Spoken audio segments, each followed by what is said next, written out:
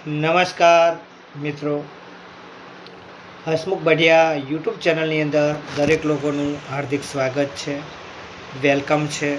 તો આજે આપણે વાત કરવાની છે કે આંગણવાડી કાર્યકર બહેનો અને તેડાગર બહેનોને કેટલી જાહેર રજા મળે છે, કેટલું વેકેશન મળે છે, એ આપણે પરિપત્રના આધારે સમજીશું અને તમે વિડીયોની અંદર બન્યા રહેજો।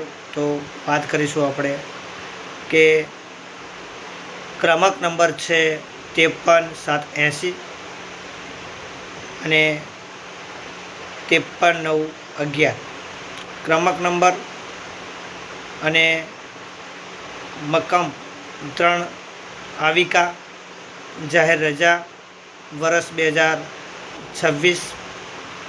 તો કમિશનર શ્રી મહિલા અને બાળ વિકાસની કચેરી block number 20 doctor Jivram Mehta ભવન ગાંધીનગર તારીખ 10/12/2025ના પરિપત્રના આધારે આપણે વાત કરીશું કે કેટલી રજાઓ મળે છે।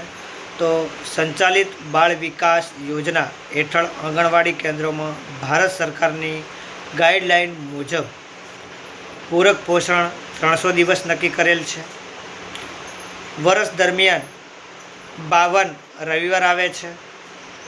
આંગણવાડી કેન્દ્રોમાં 6+1 રવિવાર મળીને કુલ 7 દિવસીય દિવાળી વેકેશન આપવામાં આવે છે, જે ધ્યાને લેતા વર્ષ 365 કે 66 દિવસમાંથી 300 દિવસ પ્લસ 52 દિવસ પ્લસ 6 દિવસ એમ 328 દિવસ બાદ કરતાં વર્ષ દરમિયાન જાહેર તહેવાર માટે લીપ યર પ્રમાણે કે લીપ વર્ષ પ્રમાણે દિન 8 અને કાયમી વર્ષ માટે દિન 7ની આંગણવાડી કેન્દ્રો માટે રજાઓ જાહેર કરી શકાય તેમ છે।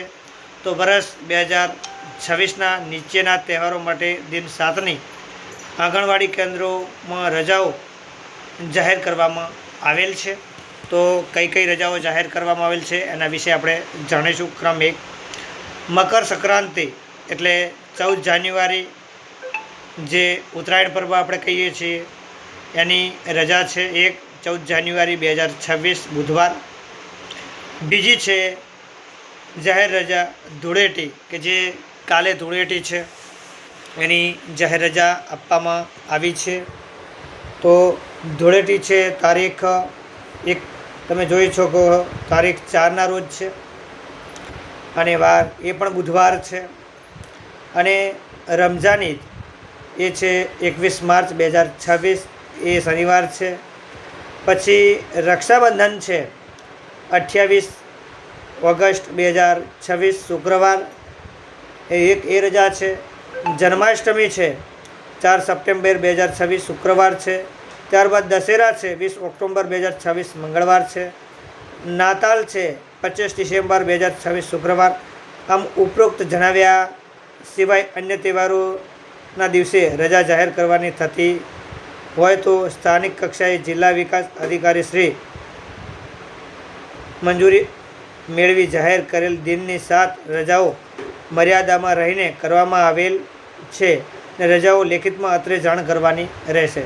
આના સિવાય તમારે કોઈ પણ રજા લેવી હોય તો જાણ કરીને તમે લઈ શકો છો।